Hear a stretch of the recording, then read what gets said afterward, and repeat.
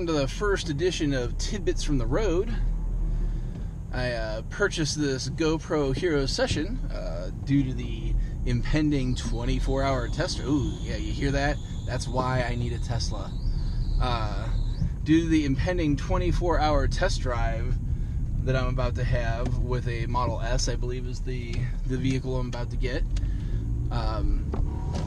Because I figured I want to bring some of that to you guys, and I need to invest a little bit in the show, you know? So you'll get to see a little more, I think, of some actual video from me now that I have a camera that I can take on the go with me.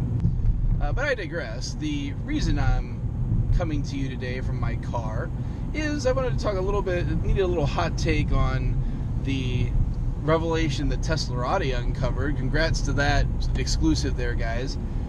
That the Model 3 is going to have a 60 kilowatt hour pack base and apparently a 75 kilowatt hour pack as the maximum amount in the car. Now, I've been shouting from the rooftops for some time that I thought that the 75 kilowatt hour pack was going to be the max pack in there, and turns out it looks like I've probably been right for some time, so give a pat on the back to myself there. But the other side of this is the surprising side, that we're getting a 60 kilowatt hour pack as the base, because Tesla originally had one of the workers for Tesla, one of the executives, had mentioned that the base pack in the Model 3 would be less than 60 kilowatt hours. So it turns out, not so much. And I've got a theory on why that is. And that theory is that Elon just could not stand... Oop, gotta love the notification on the phone there. I gotta remember to turn that off for future episodes.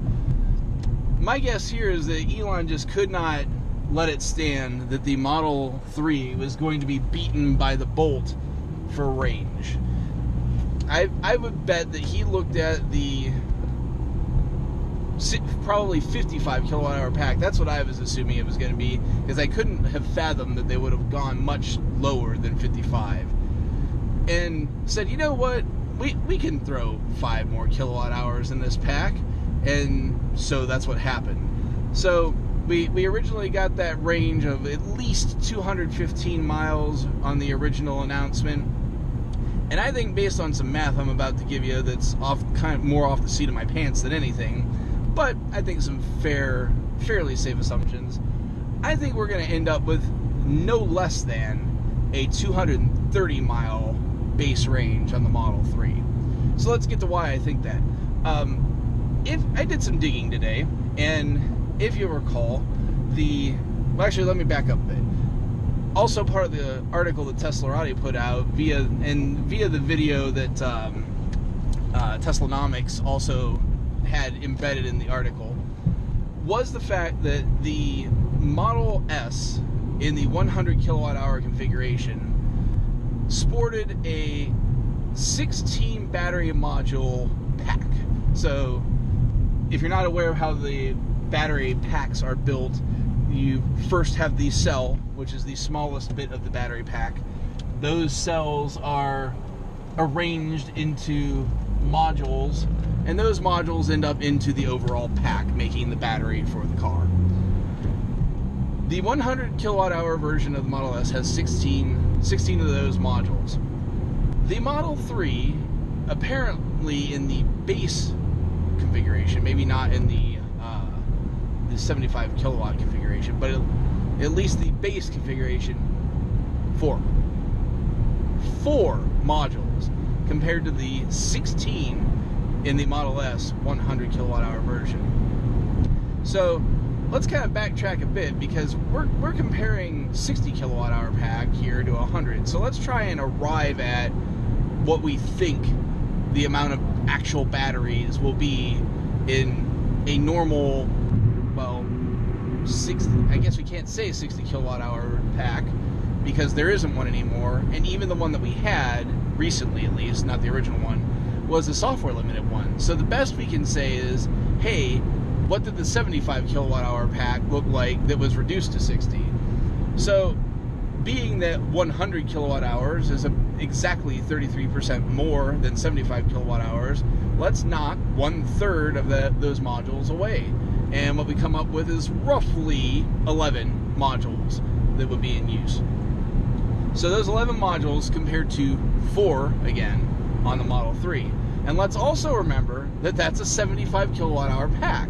So to get down to 60, even in the Model S, legitimately, you would need fewer batteries than that.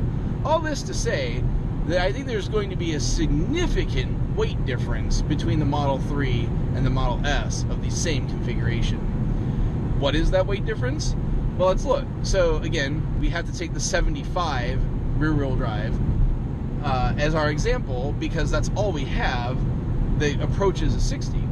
And the curb weight of the Model S 75 rear-wheel drive version of the car, as best I can tell, Wikipedia, all over the internet, was 4,410 pounds. With the battery weight that we've chucked out the window with 7 less battery modules, I think that we're going to approach, if not get under 4,000 pounds curb weight on this car. Now, there is a caveat to this, and the caveat is whether or not the steel that's going to be in the Model 3 versus the all-aluminum Model S negates this difference.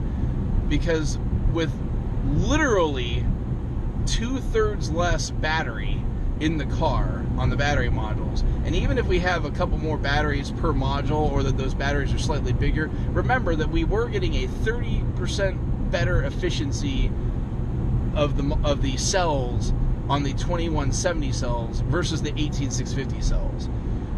With literally 2/3 less cell or battery in the car than the Model S, I've got to think that that might be worth at least 400 pounds, if not more.